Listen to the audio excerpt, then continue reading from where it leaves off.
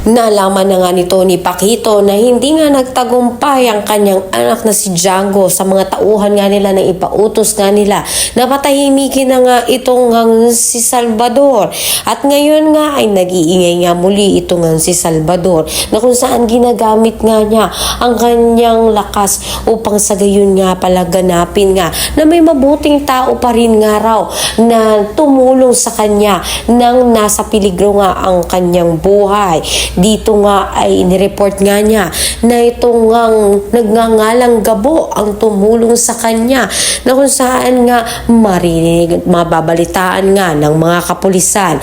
Kaya dahil dito magpupunta nga sila kina Django at dito nga ay kukumprontahin nga nila ito na kapag hindi pa rin nga nila nagawa ang pinag-uutos nga nila ay tatapusin na nga nila mag-amang ito.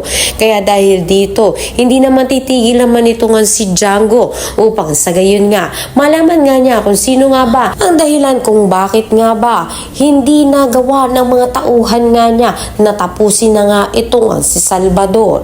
Sa kabilang banda naman nga ay magugulantang ito nga si Django nang makita nga ni Gabo na may sinasaktan na naman nga ang individual ito nga sa ginintoang lupa. Kaya naman ayon kay Gabo ay mananatiling isang grupo na nga lang daw ang mumuno sa ginintoang lupa at sila ngayon.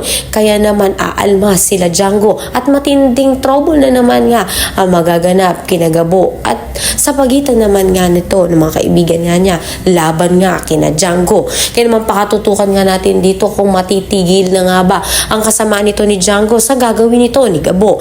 Ang lahat ng yan abangan natin. Maraming salamat sa iyong panood.